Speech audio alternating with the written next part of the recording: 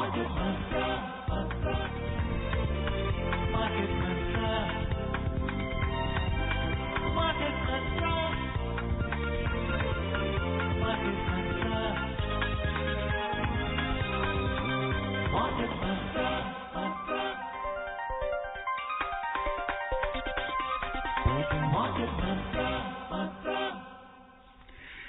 evening and welcome to the Saturday edition of Market Mantra, in which we give you a complete update on the economic news of the day. Today we'll also be taking calls from you, our listeners, and any queries that you may have on business, economic and stock market matters. But do remember that we don't address stock or company specific queries. The numbers to call us on are 2331 4444, 2371 7106 and 23717117. And those of you who would be calling us from outside Delhi, please prefix 011. My name is Rajesh Lake, and with me is my co-anchor in Hindi, Nimish Kumar. नमस्कार, market मत कार्यक्रम में आपका स्वागत है। आज के अंक में देश विदेश की आर्थिक गतिविधियों पर एक नजर के साथ साथ आपके सवाल भी कार्यक्रम में शामिल करेंगे। प्रश्न पूछने के लिए हमारे नंबर हैं 2331 4444, 2371 7106, 2371 7117। दिल्ली से बाहर के श्रोता इन नंबरों से पहले एसटीडी कोड 011 भी डायल करें। आपके प्रश्नों का उत्तर देने के लिए आज कार्यक्रम में आमंत्रित हैं वरिष्ठ आर्थिक विशेषज्ञ शरद कोहली। शरद जी, कार्यक्रम में आपका स्वागत है, लेकिन सबसे पहले हेडलाइन के साथ Rajesh lake. And I would like to extend a warm welcome to you also, Sharad. Thank you, Namish, and thank you, Rajesh, और सभी श्रोताओं को मेरा दिल से अभिनंदन। The headlines: domestic stocks closed with moderate gains in the week ended yesterday. Sensex finished near 59,650 points. Nifty settles above 17,750 level, and the US stocks fall, even as Treasury yields gained yesterday. शुक्रवार को हफ्ते के आखिरी कारोबारी दिन घरेलू share बाजार आंशिक बढ़त के साथ बंद हुआ। सेंसेक्स 59,650 अंकों के करीब बंद हुआ, वहीं निफ्टी 17,750 के स्तर को पार कर गया। ट्रेजरी में बढ़त के चलते अमेरिकी शेयर्स में गिरावट देखी गई।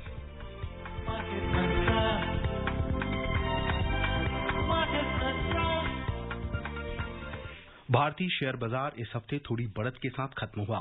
लगातार 5 हफ्तों से शेयर बाजार में तेजी देखी जा रही है। छुट्टियों के चलते इस हफ्ते के कारोबार के दिन कम थे, फिर भी शेयर बाजार मजबूती के साथ खुला और अगले 2 सत्र तक सकारात्मक रहा।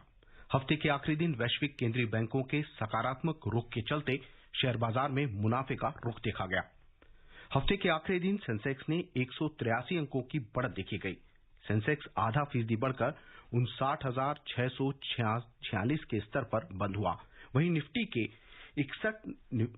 ने 61 अंक जोड़े और 0.34% की बढ़त के साथ 17,758 के स्तर पर बंद हुआ। बीएसई मिड कैप और स्मॉल कैप दोनों में करीबन 1% की बढ़त देखी गई। We've got 2 callers online with us, both from Delhi.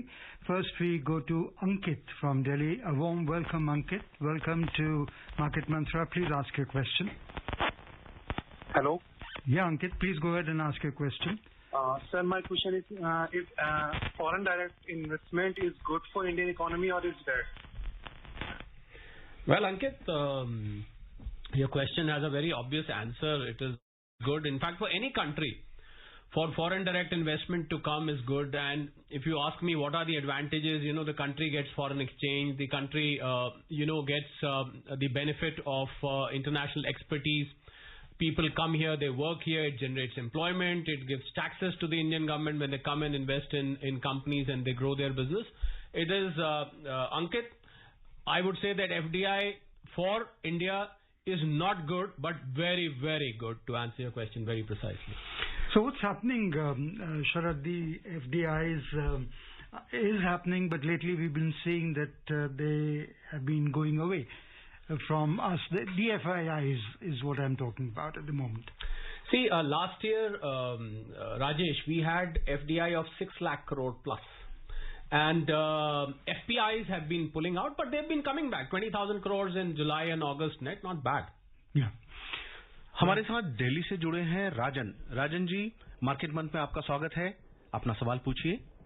Sir, आजकल लोग ये एल्गो ट्रेडिंग की बात करते हैं, ये एल्गो ट्रेडिंग थोड़ा सा समझाएंगे संक्षिप्त में? अच्छा राजन जी, एल्गो ट्रेडिंग जो होता है, आजकल ट्रेडिंग के बहुत सारे सॉफ्टवेयर्स आए हैं, नए कुछ स्टार्टअप्स ने सॉफ्टवेयर उसको निजात किया है और उन सॉफ्टवेयर्स में ये ताकत है कि वो अपने आप बाय और सेल ट्रांजैक्शंस करते हैं। तो मैं उदाहरण के तौर पर आपको बताऊं, ये कुछ सॉफ्टवेयर ऐसे हैं जो अपने आप आपके लिए कम रेट पर खरीदेंगे और वो ढूंढते रहते हैं। खासकर इनका प्रयोग डेरिवेटिव्स मार्केट में किया जाता है, फ्यूचर्स और ऑप्शंस में, खासकर ऑप्शंस में जहां पर वॉलेटिलिटी बहुत हाई रहती है। आपको विश्वास नहीं होगा कि जब तक हम पलक झपकाते हैं, असल में ऑप्शंस के पलक झपकाने से पहले कई रेट निकल जाते हैं जो हम देख भी नहीं पाते हैं। तो एल्गो ट्रेडिंग क्या करती है, क्योंकि वो मशीन ड्रिवन है, टेक्नोलॉजी ड्रिवन है, वो इनको पकड़ लेती है और वो आपके लिए कम रेट पे खरीदकर और ज्यादा रेट पे, ऐसे प्रोग्राम्स हैं जो कम रेट पर खरीदकर अपने आप ज्यादा रेट पे बेचते हैं। ऐसे फॉरेन एक्सचेंज मार्केट में भी ऐसे सॉफ्टवेयर्स का प्रयोग किया जाता है। सो एल्गो ट्रेडिंग राजन जी, कुछ कुल मिला के अगर हम समझे तो एक टेक्नोलॉजी बेस्ड सॉफ्टवेयर है जो कि आपके लिए अपने आप खरीद और बेच करता है, अपने आप रेट ढूंढता है। आप देखेंगे उसको तो आपको हैरानी होगी कि हमसे ज्यादा इंटेलिजेंस, उसमें एआई भी होता है, हमसे ज्यादा इंटेलिजेंस यूज करके वो रेट्स को उठाता है और अपने आप बेचता है। पर उसके लिए बहुत हाई लेवल की एक्सपर्टीज चाहिए, उसके लिए वॉल्यूम भी बहुत हाई होनी चाहिए। छोटे लेवल पे जिन ऑपरेटर्स के पास ये सुविधा है, वो छोटे निवेशकों के लिए अभी तक, जहां तक मेरी जानकारी है, सुविधा नहीं देते हैं। जी।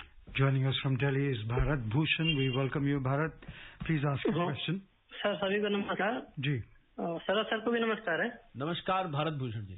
सर, मेरा प्रश्न ये है कि जो हमारे यहाँ फसल चक्र की पद्धति है, वो कितना हद तक अभी भारत जी कारगर है? और सर, किस चीज की पद्धति? सर, फसल चक्र जो होती है ना, जो फसल बुआई से रबी और खरीद के लिए। हाँ सर। और दूसरा ये सर कि हमारी सरकार जो है सकल घरेलू उत्पाद में, सर क्या कहते हैं, राजकोषीय घाटा के लिए सिर्फ इनकम टैक्स, सेल्स टैक्स सरकार जनता पे ही बोझ डालती है और सरकारी क्षेत्र के जो उपक्रम होते हैं उनसे जो मुनाफा आता है, या उन मुनाफे वाली कंपनी क्यों नहीं बनाती सरकार, उस पर फोकस क्यों नहीं करती? धन्यवाद। चलिए, आपका पहला सवाल मेरे ख्याल क्रॉप साइकिल से है। इनकी जो क्रॉप साइकिल रबी की होती है, फिर खरीफ की होती है, उसको फसल चक्र बोलते हैं। बहुत अच्छा लगा आपकी शुद्ध हिंदी सुन के, मेरी जानकारी में भी इजाफा हुआ कि हम क्रॉप साइकिल हम यूज करते हैं। देखिए, मौसम के अनुसार भारत भूषण जी इन फसलों का कल्टीवेशन किया जाता है। मुझे पता है आप कुछ किसानी बैकग्राउंड से आते हैं, आपको उसके बारे में जानकारी है, तो आप इसको बेहतर समझ पाएंगे। जब मौसम बरसात का है, जैसे चावल की फसल है, उसको खरीफ की फसल को ज्यादा पानी चाहिए, तो उसको उस हिसाब से उसकी बुआई करी जाती है। और जब रबी का सीजन आता है, जब उसकी जो हार्वेस्टिंग होती है बैसाखी के आसपास, तो रबी की होती है। मुझे लगता है भारत भूषण जी, ये बात ठीक है कि हमारे जो किसान है, भारत का जो कृषि क्षेत्र है, वहां पर कमर्शियल क्रॉप्स की खेती अभी इतनी मात्रा में नहीं करी जाती है। इसके पीछे 2-3 कारण है। कुछ खेतों के साइज है, कुछ मौसम है, कुछ जो ओवरऑल कैपिटल चाहिए होता है इसको क्रॉप को, कमर्शियल क्रॉप को उगाने के लिए, कुछ टेक्नोलॉजी भी चाहिए होती है, विशेष किस्म के हमें उर्वरक चाहिए होते हैं, फर्टिलाइजर, इसके लिए जो यहाँ पर महंगे मिलते हैं या भारत में इतनी आसानी से उपलब्ध नहीं। जैसे उदाहरण के तौर पर कुछ ऐसी फसलें हैं जो कि कमर्शियल यूज की जाती हैं, जिसमें कुछ गरम मसाले के आइटम हैं, और भी बहुत सारी चीजें हैं जो कि इस तरीके से उगाई जाती हैं। पर ये बात सही है कि सभी किसानों को ये सुविधा नहीं है और बहुत सारे कारणों से है। दूसरा, आपने पूछा कि जो सरकारी क्षेत्र के कंपनीज हैं वो हमारे फिस्कल डेफिसिट में कंट्रीब्यूट करती हैं कि नहीं करती। बिल्कुल, हमारा एक गवर्नमेंट ऑफ इंडिया का सेंट्रल पूल फंड होता है, उसको फंड ऑफ इंडिया बोलते हैं। तो जो भी सरकार को डिविडेंड भारत भूषण जी मिलता है इन सरकारी क्षेत्र के उपकरणों से, उनको फंड ऑफ इंडिया में डाला जाता है और उसका प्रयोग देश के विकास में, पूरे, अगर मैं कुल मिला के कहूं तो गवर्नेंस में उसको यूज किया जाता है। उसका तनख्वाहें होती हैं, देश की इतनी वेलफेयर स्कीम्स है, और बाकी जो एलोकेशन होता है फंड्स का, वो सरकार समय समय पर देखती है कि किस फंड को कहां पर अभी जरूरत है। डिफेंस में इस्तेमाल किया जाता है, कृषि के अब तो इतनी सारी वेलफेयर स्कीम आई। तो सबसे बड़ा आजकल जो खर्चा चल रहा है उसको हम NIP कहते हैं, नेशनल इंफ्रास्ट्रक्चर पाइपलाइन, जिसके अंतर्गत मेरे जानकारी के हिसाब से 114 लाख करोड़ तक का एलोकेशन हो चुका है। तो पैसे की तो जितना आए उतना अच्छा है भारत भूषण जी, और ये कंपनीज अगर प्रॉफिट कमा के देती हैं तो मुझे लग रहा है इसके डिविडेंड से सरकार को खुशी होती है, आम जनता का इससे भला होता है। मैं एक बार शरद जी आपसे ये भी पूछना चाह रहा था, अभी पिछले कुछ समय से सरकारें, पिछले कुछ साल में हम देख रहे हैं कि पीएसयूज जो थे, जिसको लेकर हमारे भारत भूषण जी ने सवाल किया, उसकी रिस्ट्रिक्शन को लेकर बात हो रही है, उस पर बहुत ध्यान दिया जा रहा है। मतलब कोशिश ये आती है कि जो लॉस मेकिंग है या तो उन्हें बंद किया जाए और डिसइन्वेस्टमेंट करना, विनिवेश करना चाहिए, और नहीं तो उन्हें फिर से पटरी पर लाया जाए और प्रॉफिटेबल बनाया। बिल्कुल, विनिवेश मैं मानता हूं, मैं इस थ्योरी से आता हूं इकोनॉमिक्स की, government has no business to be in business. और मैं जब इस बात को कहता था, मुझे खुशी हुई जब मैंने प्रधानमंत्री जी को स्वयं ये बात बोलते देखा। तो सरकार धीरे धीरे विनिवेश करना चाहती है, सरकार गवर्नेंस पे ध्यान देना चाहती है, प्रॉफिट कमाने पे सरकार ध्यान नहीं देना चाहती।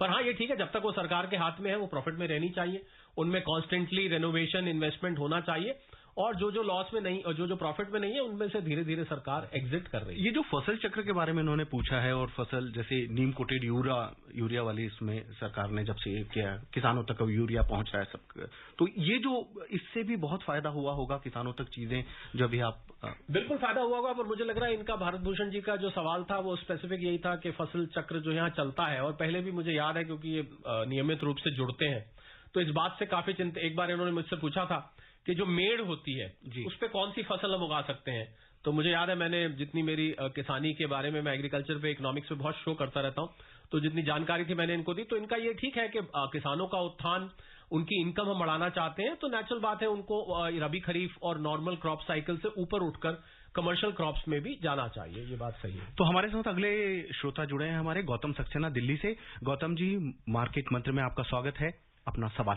धन्यवाद आप सबका, सभी को नमस्कार। शरद सर, ऑनलाइन अकाउंट, अगर हमें बैंक अकाउंट खोलने हो तो आजकल ऑनलाइन आपके मोबाइल फोन के थ्रू आपके आधार कार्ड, पैन कार्ड और आपके एक वीडियो कॉल के थ्रू हो सकता है। अगर इस तरह की फिजिबिलिटी है तो क्या ई-केवाईसी इन टर्म्स ऑफ जीवन प्रमाण पत्र, जो कि सीनियर सिटीजन के लिए अगर हो जाए डिजिटल तौर पे, जिसमें एक अपॉइंटमेंट बुक हो और इस तरह से बुक किया जाए, तो आपको याद होगा एक सज्जन बुजुर्ग आते हैं, 3-4 बार वो सवाल पूछ चुके हैं आपसे कि पेंशन से रिलेटेड कि उनकी नहीं आई। तो ऐसी दुविधा ना, ये समस्या सभी के साथ है, मेरे पेरेंट्स के साथ है, और जो हमारे पेरेंट्स और सीनियर जो हमारे पेरेंट्स या ग्रैंड पेरेंट्स हैं, those are the founding members of our independent country.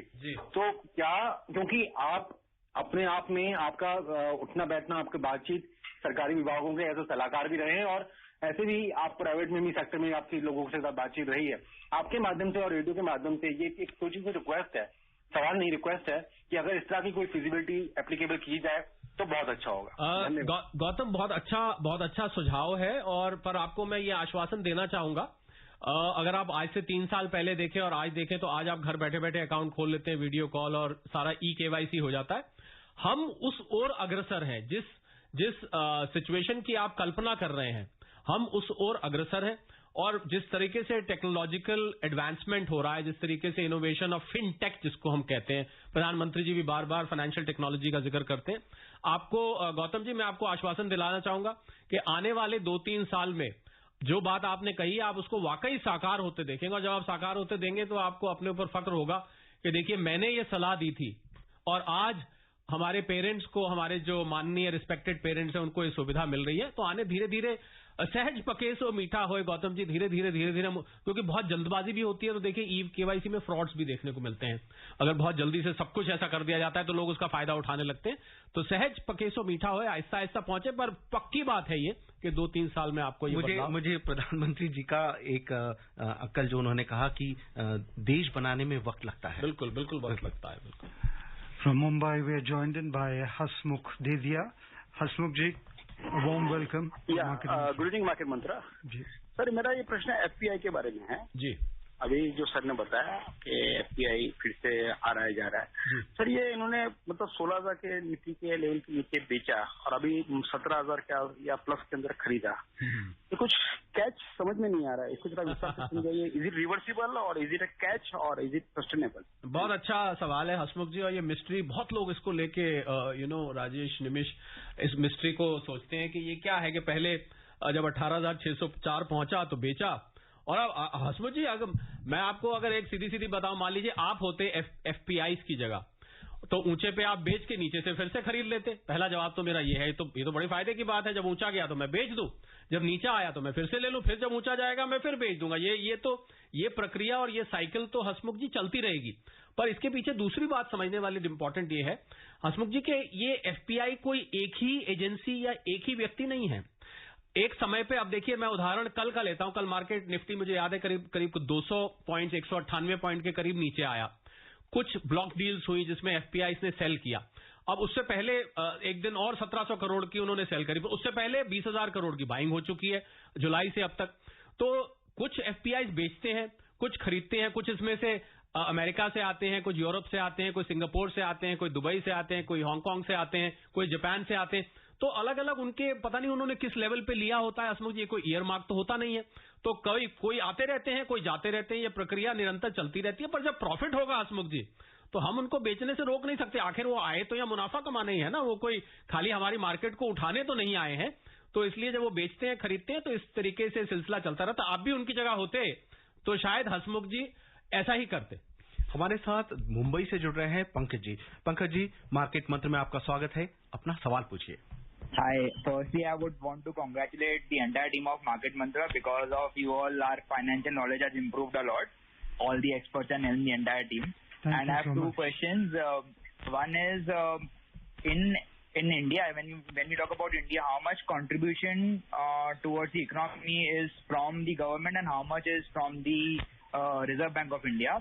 And my second question is, what would you suggest risk-free or low risk investment options apart from FDs in the near future, say if we have a 1 year or 2 year horizon? Okay. Thank you. Okay, Pankaj, that's both the questions are very good. They pertain to personal finance, and we keep talking of financial literacy, Rajesh. Yeah. And these are the kind of questions which financial literacy is required. Absolutely. And I'm glad. I mean, this listener of ours, Pankaj, is not only appreciating but also trying to grab as much as possible. So the contribution of government and RBI, Pankaj, is monetary policy controller of the country. We also call RBI as banker's bank. So the duty of RBI is, I mean, if I list out, it will be a long one, but then broadly currency management, monetary policy, determining the bank rates, determining the lending rates, the deposit rates, managing the banks, basically related to monetary, everything that comes under monetary. The rest of it, so it was easier for me to list out RBI than of the government, because everything else is being done by the government. The government manages the whole fiscal responsibility is that of the government, Pankaj, plus welfare schemes, development. I mean, government को बोले तो फिर तो बाकी का सारा कार्यक्रम चला जाएगा. So broadly, I've told you. You can keep asking this question because it's a very, very elaborate answer. The second question is that what is low risk investment which can be done apart from FDs? I would suggest you could choose some very good debt funds. They have been doing very well in the recent past because of the interest rates going up on government securities, treasuries and other fixed return investments. So you can look at highly rated debt funds. What I would suggest to you is, if you really want to invest, then Sunday Market Mantra is dedicatedly for mutual funds. So their experts are called and they're very knowledgeable. They will give you a specific advice on how much you want to invest. But my advice is go for debt funds, balance it out.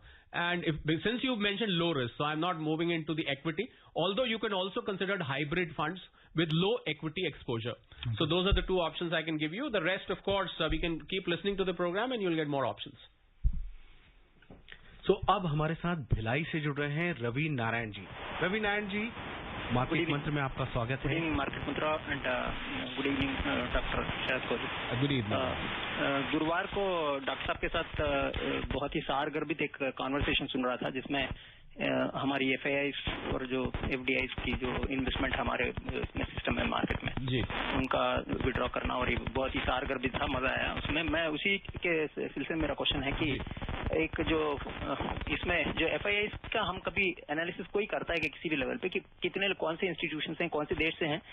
मेरा question particularly अभी हाल में जो crypto currency का जो scam हुआ है Chinese के association के साथ, उससे रिलेटेड है मेरा क्वेश्चन. Thank you. देखिए रवि जी, ऐसा नहीं है कि हमें एफपीआईज या आजकल हम उनको एफपीआईज कहते हैं, फॉरेन पोर्टफोलियो इन्वेस्टमेंट. पहले हम ज्यादा term foreign institutional investors use करते थे. आजकल हम उनको लेटेस्ट टर्म जो फॉरेन पोर्टफोलियो, एक ही बात है एफपीआईज. तो ऐसा नहीं है कि हमको मालूम नहीं है. अगर आप एनएससी और सेबी के पास जाएं और एनएससी बीएससी के पास पूरा रवि जी रिकॉर्ड होता है. पर ये रिकॉर्ड, इसकी जो डिटेल्स होती है कि किसने कितना किया, ये कॉन्फिडेंशियल होती है, इसको पब्लिक डोमेन में नहीं लाया जाता। टोटल फिगर तो शाम को आ जाती है कि एफपीआईज ने आज इतना लगाया और इतना विड्रॉ किया, पर इसकी फाइनल डिटेल्स एक प्रिवेसी एग्रीमेंट साइन किया जाता है, नॉन एनडीए बोलते हैं हम उसको, नॉन डिस्क्लोजर एग्रीमेंट। उसके अंतर्गत किस एफपीआई ने कितना बताया, पर ये आप आश्वस्त रहें कि इसकी पूरी डिटेल सेबी के पास और दोनों स्टॉक एक्सचेंजेस जो भारत में चलते हैं उनके पास पूरी की पूरी डिटेल उपलब्ध रहती है। ब्रोकर्स के पास भी इसकी डिटेल उपलब्ध रहती है, पर इसको पब्लिक डोमेन में नहीं लाया जाता। क्रिप्टो का जो मैटर है, वो क्रिप्टो का मैटर रवि जी, उसका इससे कोई लेना देना नहीं है। क्रिप्टो तो एक टोटली डिफरेंट डोमेन है ऑल टुगेदर, और उसका इस एफपीआई से लेना देना नहीं है। क्रिप्टो का तो जो ट्रांसफर होता है वो एक ब्लॉकचेन पर आधारित है, ऐप के जरिए आप पैसा का लेन देन करते हैं, एक करेंसी जिसको, मैं तो उसको करेंसी बोलता भी नहीं, जब तक भारत सरकार उसको करेंसी नहीं बोलेगी मैं कभी उसको करेंसी नहीं बोलूंगा। तो वो क्रिप्टो एक बिल्कुल डिफरेंट डोमेन है। आप, मुझे लग रहा है रवि जी, दो चीजों को कहीं मिक्स कर गए हैं, ऐसा महसूस हो रहा है। तो आप दोबारा पूछिएगा तो मुझे बताने में खुशी होगी, और आपको खुशी मिलती है तो हमें खुशी मिलती है, इन्होंने जो शुरू में बात कही थी। We welcome Keval from Delhi to Market Mantra. Keval, please go ahead and ask your question. Hello केवल जी, सवाल हाँ जी, पूछिए। नमस्कार। नमस्कार। मैं केवल चावला बोल रहा हूँ दिल्ली से जी। मैं ये जानना चाहता हूँ, ये सॉवरेन गोल्ड बॉन्ड का विंडो खुल रहा है सोमवार से। हाँ जी। तो ये जो है, इसको इन्वेस्टमेंट करने का तरीका क्या है? क्या ये डीमैट अकाउंट के थ्रू हो जाता है या सरकार की कोई अलग वेबसाइट है? और क्या इसमें एटीसी में इसकी छूट मिलती है कुछ? ये मैं कोहली से जानना चाहता हूँ। जी केवल जी, बिल्कुल आप सॉवरेन गोल्ड बॉन्ड्स ले सकते हैं। आप अपने, पहले मैं आपको आसान तरीका बताऊं, अपने बैंक से संपर्क करके, जिससे आप सरकारी क्षेत्र के जो बैंक है ज्यादातर करते हैं, वहां से भी कर सकते हैं। पर इसकी ऑनलाइन भी आप इसको ले सकते हैं, आप अपने बैंक के थ्रू इसको ले सकते हैं। डीमैट अकाउंट आपका होना जरूरी है इसके लिए, बिना डीमैट अकाउंट के आप इसको नहीं ले पाएंगे, क्योंकि जो आपको गोल्ड आता है इसके बदले में वो पेपर फॉर्म में भी नहीं होता, वो डीमैट फॉर्म में ही होता है। आपके डीमैट अकाउंट में वो गोल्ड पड़ा रहता है, और एटीसी में इस पर 2.5% प्रति वर्ष ब्याज मिलता है। वो ब्याज टैक्सेबल है। सिर्फ जो इस पे कैपिटल गेन होता है जब आप इसको बेचेंगे, जो आपको मुनाफा होगा जब गोल्ड की प्राइस बढ़ जाएगी, 5 साल आपको पता होगा इसका मिनिमम लॉक इन होता है, 8 साल इसकी पूरी मियाद होती है, 8 साल बाद ये मैच्योर हो जाता है। तो 5 साल बाद जब आप बेचेंगे तो आप पे लॉन्ग टर्म कैपिटल गेन लगेगा, और वो एग्जेम्प्ट होता है, तो ये इसका फायदा होता है। तो आप बिल्कुल निवेश करिए। इस समय गोल्ड की प्राइसेस अट्रैक्टिव भी हैं। मैं तो बहुत बुलिश हूं गोल्ड को लेके लंबी अवधि के लिए। अगर मैं 2-3 साल का नजरिया, असल में होता क्या, गोल्ड जब लेते हैं तो थोड़ी बहुत मूवमेंट से घबराने लग जाते हैं।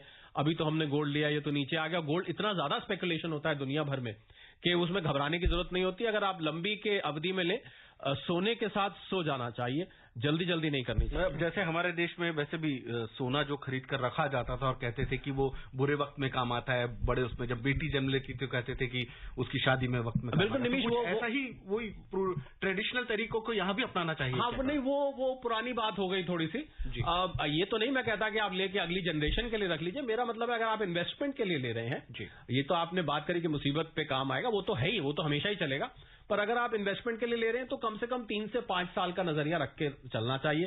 गोल्ड में ऐसे फ्रीक्वेंट ट्रेडिंग का नहीं सोचना चाहिए। हाँ, अगर प्राइस बढ़ गई है तो प्रॉफिट तो आता हुआ हमेशा वेलकम है, कभी मना नहीं है, पर लंबी अवधि का नजरिया रखें इसमें। अब हमारे साथ मुंबई से जुड़ रहे हैं जेके शर्मा। शर्मा जी, मार्केट मंथ में आपका स्वागत है, अपना सवाल पूछिए। धन्यवाद सर। नमस्कार पूरी टीम को और कोहली साहब को भी। नमस्कार शर्मा जी। सर, कोहली साहब से मेरा एक अनुरोध है, सवाल से अनुरोध भी है। आप बहुत इन्फ्लुएंशियल आदमी हैं। हम इनकम टैक्स को लेकर के, इनकम टैक्स में देखिए कि जब भी इनकम टैक्स का डेट आता है तो 2-3 महीना पहले से लोगों को परेशानी हो जाते हैं, तरह तरह के डॉक्यूमेंट अरेंज करना, फाइल करना, एक्सटेंड होगी नहीं एक्सटेंड होगी, इस तरह पहले से भी उसमें जानकारी। फॉर एग्जाम्पल, यदि मोरलेस इनवेरिएबली बहुत लोगों को सीए की मदद लेनी पड़ती है या जानकार लोगों को मदद लेनी पड़ती है, जबकि अभी भी भारत में बहुत सारे लोगों को उतनी लॉ के बारे में जानकारी नहीं है, एक नॉर्मल आदमी के बारे में, चाहे वो सैलरी क्लास हो चाहे किसी और क्षेत्र से हो। परंतु जैसे गवर्नमेंट ने अभी हाल ही में अभी सवाल आपसे पूछा गया था, तो आपने कहा कि बहुत सारे प्रोसेस को गवर्नमेंट सिंप्लीफाई कर रही है, ई-केवाईसी हुई, चाहे ऑनलाइन अकाउंट ओपनिंग करना हुआ। इनकम टैक्स के बारे में भी बहुत पहले चर्चा कुछ हुई थी कि क्यों न हम सारे झंझटों से हट करके एक ट्रांजेक्शन टैक्स लगा दें, और ट्रांजेक्शन टैक्स लगा करके लोगों को ये इनकम टैक्स फाइलिंग पीरियड 3 महीना तक जो हर आदमी परेशान रहता है कि बैंक से interest simplification of the process. ठीक है शर्मा जी, अच्छा सुझाव इनकम टैक्स को लेके राजेश निमिष, बहुत सारे पीछे अटकलें और सुझाव। एक्सपेंडिचर टैक्स की बात की जाती थी, ट्रांजैक्शन नोट जब डिमोनेटाइजेशन हुआ तो ट्रांजैक्शन टैक्स की बात की जा रही थी। तो शर्मा जी, पहली बात तो मैं इन्फ्लुएंशियल नहीं हूं, मैं तो एक अर्थशास्त्री हूं और फाइनेंस एक्सपर्ट हूं, आपकी मदद के लिए आता हूं। मुझे नहीं पता मेरा इन्फ्लुएंस कहां पर है या नहीं है, मैं इस बात का कभी संज्ञान लेने की चेष्टा भी नहीं करता हूं। बाकी आपका सुझाव अच्छा है, बहुत आपने जो सलाह दी है उसके लिए बहुत मेजर ओवरहॉल चाहिए। मुझे लग रहा है संवैधानिक प्रक्रिया से पूरा गुजरना पड़ेगा, इनकम टैक्स को हटाना है, कोई दूसरा लगाना है, उसकी सारी प्रॉज एंड कॉन्स देखनी पड़ेंगे। शर्मा जी, अच्छा सलाह है आपकी, और हम उम्मीद करते हैं अगर आपकी आवाज वित्त मंत्रालय के उन परिसरों के पास जा रही है और उस कॉरिडोर में जा रही है तो जरूर कोई ना कोई इसको सुनेगा कभी ना कभी और इस पे संज्ञान लेगा। जी शरद जी, पर अभी सुना है सरकार ने एक पेज का, कहते हैं कि अब तो आईटीआर बस एक पेज का कर दिया है। नहीं, वो एक पेज का जो है वो सरल वाला है, वो सिर्फ उन लोगों के लिए जिनकी खाली salary, income from other sources और हाउस प्रॉपर्टी, एक घर से इनकम है। बाकी जिनके पास कैपिटल गेन्स है, बिजनेस है, उनको अभी भी काफी पेज का है, पर पहले के मुकाबले बहुत आसान है और आपको मॉनिटर पे दिख जाता है क्या क्या करना है। इंस्ट्रक्शन पहले के मुकाबले बहुत सरल हो चुका है। सरकार लगातार इसमें कोशिश कर रही है। लॉ की नॉलेज मैं समझता हूँ लोगों को खुद भी चेष्टा करनी चाहिए लेने की, तो आपको आसान, जितना मुश्किल लगता है दूर से देखने में उतना है नहीं। We're joined in by Vijay from Thane. We welcome you, Vijay. Yes, नमस्कार मार्केट मंत्रा जी, और नमस्कार कोहली जी। नमस्कार जी। मैं हमेशा मार्केट मंत्र सुनता हूँ, खासकर शनिवार को, क्योंकि आपके जो सवाल के उत्तर जो रहते हैं बहुत ही क्लियर और टू द पॉइंट रहते हैं। शुक्रिया सर। तो मैं ये पूछना चाहता था सीनियर सिटीजन्स की तरफ से एक्चुअली कि आजकल वो सीनियर सिटीजन्स के जो इन्वेस्टमेंट है वो कहाँ पर करें, क्योंकि आप देख रहे हैं कि रेट जो है बैंक के बहुत कम हो गए हैं। उसके बाद सर शेयर मार्केट में थोड़ा रिस्क ज्यादा रहता है जी, प्रॉपर्टी के रेट्स उतने अप्रिशिएट नहीं हो रहे हैं जी, तो उनका जो भी थोड़ा बहुत पीएफ वगैरह से जो पैसा उनको मिलता है। जी जी विजय जी, विजय जी आपका सवाल समझ में आ गया। विजय जी देखिए, अभी तो हाल में तो रेट्स बल्कि थोड़े हार्ड हुए हैं। अगर आप पिछले कुछ महीनों में देखें, अब तो सेविंग्स अकाउंट पे मुझे तो एक स्मॉल फाइनेंस बैंक मिला जो कि सेविंग्स पे 7% ब्याज दे रहा है। सेविंग्स पे तो वहां मुझे कोई साहब मिले, उन्होंने क्या किया, अपनी एफडीज वो थी 6.5% पे, उन्होंने एफडीज उठा के सारी सेविंग्स अकाउंट में रख दी। तो अब तो विजय जी बैंक के रेट्स बहुत अच्छे कारणों की वजह से तो नहीं बढ़े हैं, पर इन्फ्लेशन इतनी बढ़ी तो बैंक ने रेट्स बढ़ाने शुरू किए। सेविंग्स पे अब तो 5-6% रेट मिल रहे हैं, और सेविंग्स पे आज मुझे एक बैंक से मैं मिल रहा था सुबह, उन्होंने सीनियर सिटीजन्स के लिए 7.5% रेट किया हुआ है 1 साल से ऊपर की एफडी का। तो अब तो विजय जी थोड़ा बेटर है पहले के मुकाबले। तो आप बैंक, मुझे लग रहा है आपको बैंक को संपर्क किए हुए काफी दिन हो चुके हैं, आप फिर करिए और आपको मिलेगा, और हमें बताइएगा कि आपको पहले के मुकाबले क्या फर्क दिखाई दिया। Before we move on, let's tell you about the US stocks. They fell yesterday, even as Treasury yields gained, with traders anxious about inflation and the action of Federal Reserve regarding it. The Dow Jones Industrial Average fell 0.86% to 33,706, and the S&P 500 lost 1.29%. We are now joined in by Prakash from Delhi. Quickly ask your question. There is paucity of time. नमस्कार market मंत्रा team जी को और कोहली जी को भी नमस्कार। नमस्कार प्रकाश sir, मेरा सवाल income tax के बारे में ही है जी। सर, वो लास्ट वीक मैंने पूछा भी था कि रेक्टिफिकेशन हुआ है मेरा, मैं रेक्टिफिकेशन के लिए अप्लाई किया था, 14-15 का असेसमेंट ईयर था जी। उसका मुझे अभी एसएमएस आया था, 10 दिन हो गए हैं कि हम आपको मेल भेज रहे हैं, लेकिन अभी तक मेल नहीं आई। प्रकाश जी समय कम है, आ जाएगी मेल, इंतजार करिए, अगली बार दोबारा कॉल करिएगा, इसको थोड़ा विस्तार से लेंगे। तो इसी के साथ अब शरद कोहली जी, हमसे बात करने के लिए आपका बहुत बहुत धन्यवाद। Thank you for being with us, Sharad. And before we close the headlines once again, domestic stocks closed with moderate gains in the week ended yesterday. Sensex finished near 59,650 points. Nifty settles above 17,750 level. And the US stocks fall even as Treasury yields gain yesterday. And that's all we have in this edition of Market Mantra. Till tomorrow, goodbye.